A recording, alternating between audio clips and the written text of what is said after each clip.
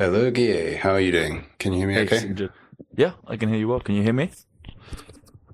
Yes. All good. Good. Excellent. So, the last interaction we had was a comment you made on one of my posts. That's right. That was earlier. Well, that was earlier today for me. Last Ah, night for you. yes. So I'll read it out. Sure. Oh, there's an echo coming in my headphones. That'll be my volume. I can lower that. How about now? Yeah. Let's see. Test, test, test. I can hear it a little bit. Okay, let's lower it further. It's usually the loudness in my headset. Ah, How about now? testing, testing. Yeah, that's fine. Thanks. So the quote is, "We have become super-civilized, which means cowardly, mendacious, and unable to discuss actual reality." So, I mean, I can explain my thought process, which is, sorry, I can still hear a little bit of an echo. That's gonna. I'll tell you what. I'll just mute myself while you're talking. Sorry about that. Not ideal, but I haven't had time to. Yeah, sure. So civilization is a process of abstraction. When you look at the most primitive societies, you'll see rules made by direct application of violence. It's very simple. It's very clear. Biggest human is best human, or at least most right. And so we watch, when we watch TV shows which are survivalist or with small groups somewhere, that's the appeal. It's this return to the basic bedrock of how we interact. And the process of a civilization is the abstraction of violence. So we curtail it, we put rules around it, we limit it, we move it further and further and further back from daily life until at some level people forget that it's there, underpinning all the rules. So when a people becomes super civilized, the feedback connection between one's words and pain inflicted physically that link is broken. So people's words can become utterly disconnected from reality. And so it becomes a move on the board that people can do, and I've seen people do it, which means you can make this trade-off where your thought process is untethered, but you get to maintain your status. And so the status competition can become utterly divorced from the reality on the ground. And the discussion in the imperial capital, wherever it is, begins to have nothing to do with the problems people actually face. And unfortunately, this just appears to be the result of success. So when your civilization conquers everyone else around it, you can afford to do this, and so eventually someone does. The cowardly part is because to be brave means to face physical danger, usually.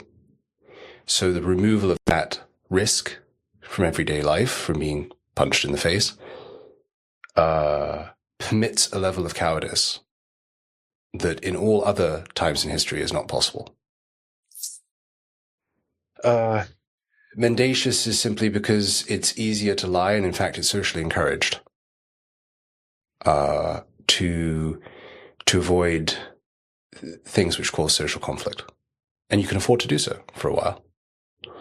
Unable to discuss actual reality is actual reality increasingly, to discuss it increasingly means social conflict, and so it's avoided. Anyway, I could keep going, but that's roughly the whole thought process.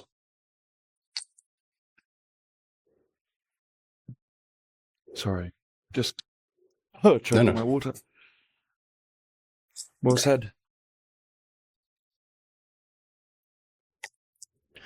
Yeah, I had been going around this idea of super civilized or over civilized before. So it was interesting to see you mention it. Yeah. I've just before, actually, maybe 5 minutes before jumping on this call, I finished editing a little video I'm going to put up, or I finished editing the audio for a little video. And I was riffing is the wrong word. I was thinking on the idea of what allows a community to be resilient. Mm. What makes it, why is it that... Yes, I was sort of playing out the case of, okay, what we're lacking today that wasn't lacking other times is actually resilient community. We're on the wrong playing field. And so the reason I bring this up is because the concept, the idea that there's a super civilized imperial capital somewhere is true. Further, there is an inherent disconnect. I don't know, I've been thinking so much about the ways that it's evident that those who get to choose who's in a community, those who get to say you're excluded and you're included, are either running on instinct or playing the wrong game. They're using rules for a different game. Can you elaborate on both of those, actually? Okay. So first of all, running on instinct or running on fumes or playing the wrong game. So on the running on fumes aspect, today I re-encountered this idea that when you have a failing empire or failing court of some kind, you either have a young emperor or an old fool who's running it. And in either of those cases, they're not the person running the show. The people that are running the show are running off. Maybe actually these two things that I mentioned are the same thing, because the people that are actually running the show, and this becomes evident when you just think of Biden and the US. So Biden hasn't been governing for the last 4 years. Most people would agree. Most people go, maybe in the mornings before he gets tired. And that's not just me saying it. That's genuinely the way they structured his agenda. They put the important things in the morning, because that's when he's got the energy. So who's running the show for the afternoon and the evening? Someone else. Similarly, I was listening to the Trump party talk about what happened last time they got into power. In 2016, they didn't expect it, entered the White House, and found all these people who they thought were their people, who said, okay, put this guy in power, put this guy in power, put that guy in power. Obviously, there's the narrative there spinning, but it seems sensical. And they later found out these weren't their people. The people they put in power, that they nominated, weren't their people. So these people, these are it's, people like to talk about deep state and things. I'm uninterested in that currently. But the people that are actually running things most of the time, that have the button above the finger above the button, are playing the wrong game, I think. They're playing in a world where it makes sense to accrue wealth. They're playing in a game where they think government exists so that they're allowed to make the most money. And everyone's allowed to make the most money. When I think what we're playing with now is that government should exist to create resilient community. And I think successful political projects will deliver that, will offer resilient community. And that's very difficult, because you have to play with the tech, the hard side of it. Like, we are digitally or physically incapable of being removed. And then you have to play with the soft side. How do you create a culture that ferments that? How do you create a culture that attracts and keeps people in? Yes. Do you know what happened at the end of the Roman Empire? Or to when it began to fall apart? What I'm referring to... Assume I don't. Sure. The latifundia, the landed estates, what began to happen was the cities became unlivable. The social order broke down. And so people who could got out, and they would be roughly the equivalent of middle class, but they willingly became serfs on the landed estates outside of the cities, run by oligarchs, former government officials, people who essentially became the next generation of warlords. So, I mean, those were resilient communities. There's something of an inherent trade-off between resilient and efficient. So, resilient necessarily means, I think, less wealthy. There's one upside though. When an empire begins to break apart, the one section of technology which actually does stick around and in fact improves is military. So an idea I've been playing with is that today communication networks count as military, which means that many other things could get worse, but communication networks and screens and video calls and all the rest of it could continue to get better indefinitely, which is interesting. That's all that comes to mind at that point. On your point about resiliency and efficiency being counterbalanced, what I think of when I think of, let's say, moderately successful political projects of today, or mass political projects of today, and those that come to mind are those that have used the hardest possible baseline for who belongs to a group. Yeah. So, what is the color of your skin? What is your sex? I don't think that's actually the hardest. Sorry. No, fair enough. But maybe it's not. But my point there is simply to say, at least within the framework these groups are playing in, those are unshakable. That's so true. It is impossible in theory to be excluded, or that was the assertion. It's impossible for you to be excluded. The flip side is it's very, very difficult to get anything done where that's the only thing you have in common. It's not a great mobilizing factor. It doesn't. Purely assembling on the basis of your sex and or skin color is not enough to form an effective, fast-moving organization that gets stuff done. You need more. An unfortunate joke comes to mind. That forming a group solely on sexual preference, say, as a hard rule, leaves you with potentially a gay army. It's been done. It's been done successfully. Semi-successfully. Okay. I'm pretty sure the Spartans, or at least some Greek armies, involved male couples as a matter of policy where they could.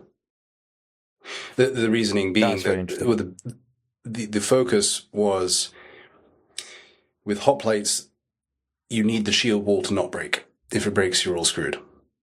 So any bond that could be exploited in order to decrease the chance that anyone breaks was useful, and was militarily useful, and was exploited.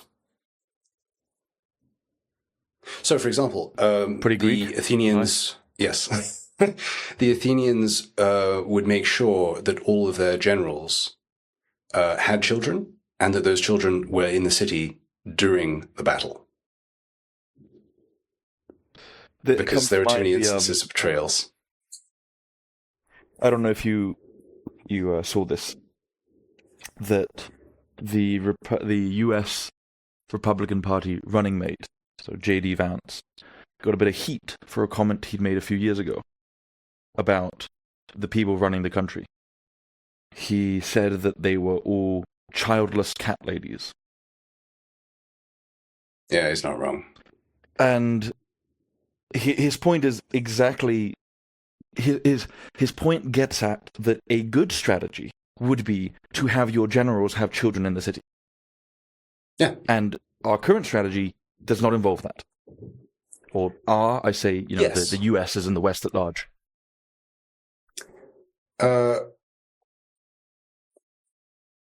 In many ways, this sort of ties into something else I've been thinking a lot about. We don't believe in a future. As in, we don't believe in the value of anything that happens after our own lives, or even after our own careers.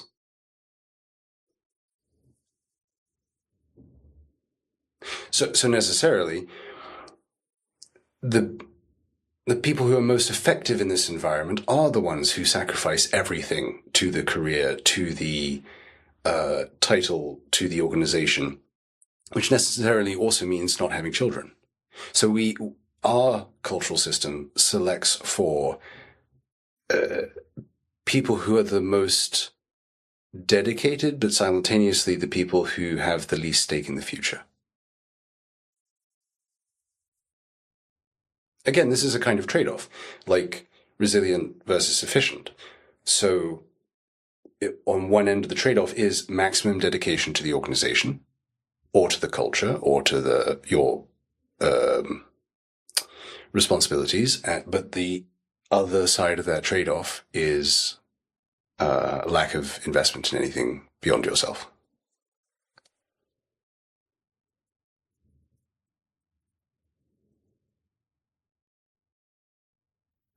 I heard...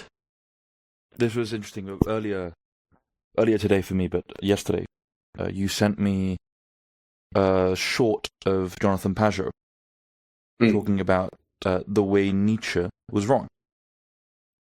And there's a channel that I've mentioned to you on YouTube called The Arc that I've been... Yes, I've browsed a few of the videos. I browsed a few of the videos with quite a bit of interest, because it's actually taking, like, there's a fundamental disagreement between whoever's doing The Arc and Jonathan Pajot, because this person thinks The Arc is... they think Nietzsche was right. And they have an assertion which is quite interesting, which is something that, like, the reason Christianity became dominated the globe wasn't because Christianity itself was good. It was the reason European and Christian Europe and European Christianity conquered the world is because it took the best from Christianity and the best from Europe. So there's a lot about Europe and what it turned Christianity into that wasn't there at the beginning.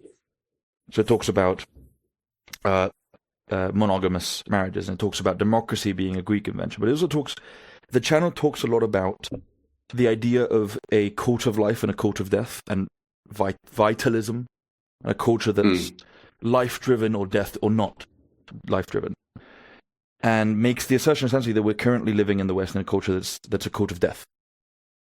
Yeah. That's not a cult of life. As a slight caveat, or at least an extra point, Nietzsche reckoned that Christianity was a cult of death. This person asserts that...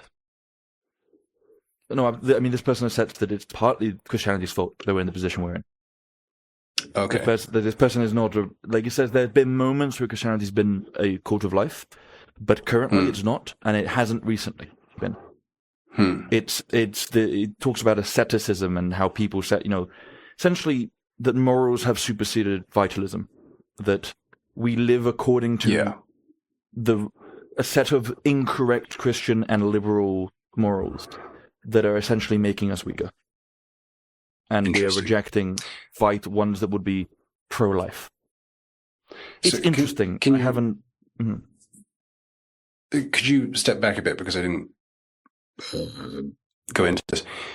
What was the idea about today being a cult of death? Like, what was he drawing on? Well, one of the examples that he brings up is, and it's one I've encountered actually around me, is a lot of young women, for example, stating that, or choosing, at least immediately, to not have children.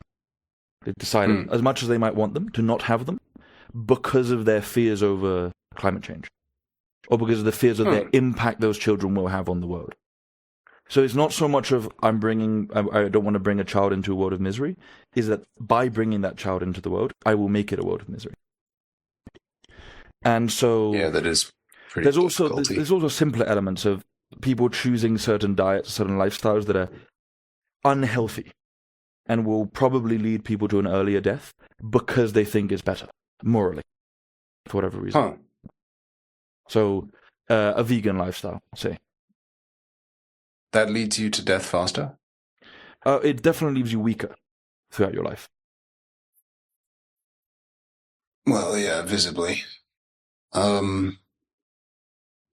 mean, to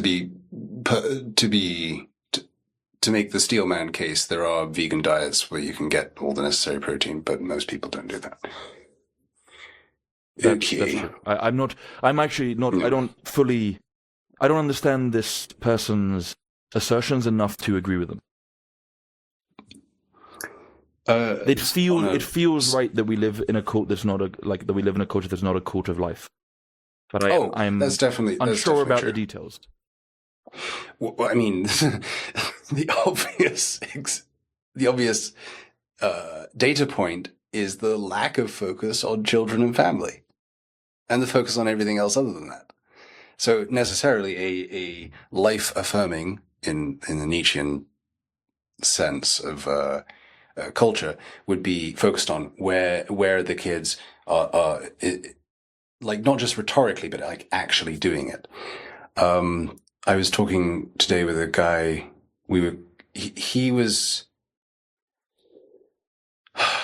talking about some cult, and I pointed out that we raise our children in a way that most other cultures historically would consider very strange and very unwise. So we stick them in a building, we put them in a chair, and we say, "You will stay here for the next 12 years." After like 200 million years of running around, during exactly that part of your life. Yeah, of course you're making that face. I make it too. It's horrible. But we do it because, well, for a variety of reasons. So we do all these strange things to our kids, and then we look at cults and say, oh, they're terrible. At least with the cults, the kids are running around in the fields. One assertion that one investigation that this channel has made into one topic, at least that I encountered, was into the lack of initiation rituals we have. Yeah. Into the absence of initiation rituals for young men. Yeah. That's true. Yeah. This was eventually there was a specific video where he was investigating this aspect, talking about how the Boy Scouts of America had stopped being Boy Scouts and become, I think, Scouting America is the new name. Essentially, pointing out that as an example of how there's the lack of any places for rituals of initiation to occur for young men, and ended the video saying, we should, someone should do this. Someone should do this. I can tell you why we don't. It's because we got super-civilized. We succeeded too well. We unlocked wealth beyond the wildest dreams of all of history. And initiation rituals to work, they actually have to run a serious risk of death. It's no joke. Like, some of the kids have to die. Otherwise, it's not real. And so we shrink, unsurprisingly, because we can afford to, from exactly the behaviors that solve the problem.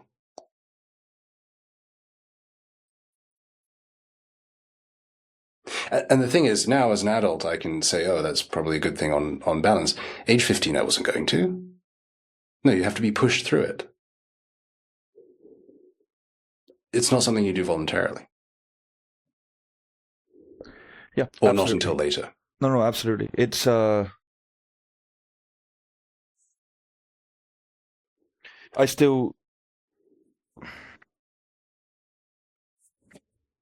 I wouldn't. Well, actually, I made a note. This brings me back because I was going to say that there's a lot of things that choices that were made in the way I was raised by the community around me that at the time I did not like, or I would have preferred otherwise.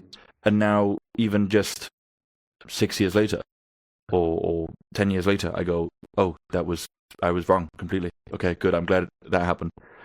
But I made a note, actually, the other day of something I wanted to talk about in a video. I don't know if I ever will, or I'll write about it or something. But it was essentially pointing out that, actually, that aspect of me as a teenager thinking certain things, I think most people still think that way. I think most people still want to be children. Yes. Because essentially the teen. So actually, maybe that's it. So the teenage impulse is often to shy away from adulthood. Yeah. At least if they have to make choices about their own aging, it's these days it's just let me play more video games. And it's not even the teenager's fault in that video games often simulate initiation rituals better than real life. But they're not actually. They're not actually initiation rituals. They simulate you in a band of brothers fending off into the wild, but it's not the real thing.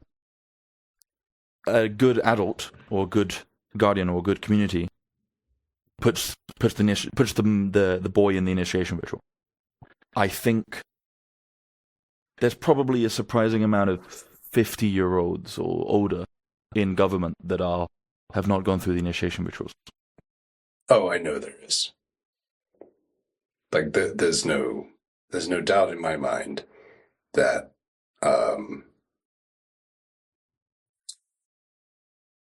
super-civilization leads to the option to be a permanent child, leads to a large chunk of whatever organization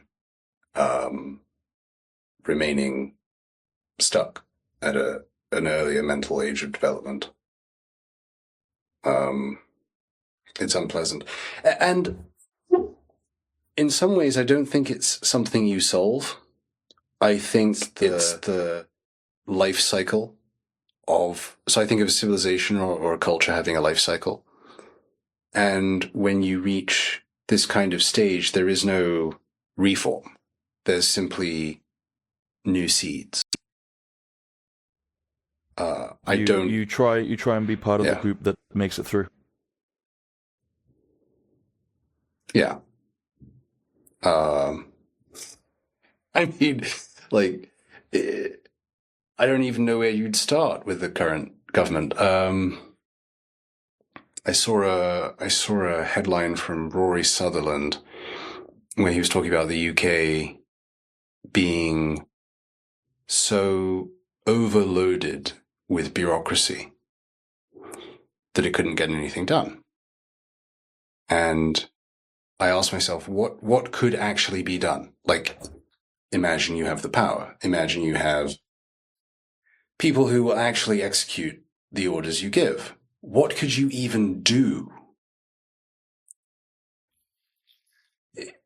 Anything that you can come up with begins to look like a conquest of the country. Yes. Yes, absolutely. I was actually... So I listened to an interview done to Rory Stewart. You know, the ex... He was one of the competitors for the head of the Conservative against Boris Johnson and then resigned from the Conservative Party. And he actually made a point, because on that same podcast where he was interviewed, Dominic Cummings had been there a few episodes earlier. Huh. And the host went, Dominic Cummings makes the assertion that the reason the UK government is so inept is because everyone gets promoted to their maximum level of expertise, and then it's just terrible or whatever they're left doing. But Rory Stewart said, no, it's worse. Oh. It's that the culture within government is not about working. Oh. And the way he described it is that if you're in the coffee room of House of Commons and you want to talk about, hey, there's this bill, there's this issue, there's whatever, people will laugh at you. What people want to talk about is that person got embarrassed, that person had an affair, that person has a scandal. It's actually not a place where anything happens. When the reason people get up to the box and talk about a certain issue is because the issue they have to talk about. They have no position on it. They have no work to be done on it. And he says, in a sense, the US may even be worse because congressmen have to spend 4.5 hours of their day making fundraising calls. Yeah, that's not So good. on top of that culture that they might have, that they have to do that. So it's not even about ineptitude. It's that even if they were, because I think there was, I remember having a discussion with you about Rishi Sunak. I'm pretty sure he was a pretty competent guy, incapable of getting anything done in government. Absolutely incapable. I don't think it was because he's inept. I think it's because government isn't there to get anything done anymore. Well, we could keep talking. I would be happy to keep talking indefinitely, but we've hit the 30-minute mark, and I think that's a good note to end on, and we can put a pin in that and say what could be done about government is what we might talk about another time. I like your point. I think conquest is a good recourse. All right. Well, on that note, thanks very much. Thank you.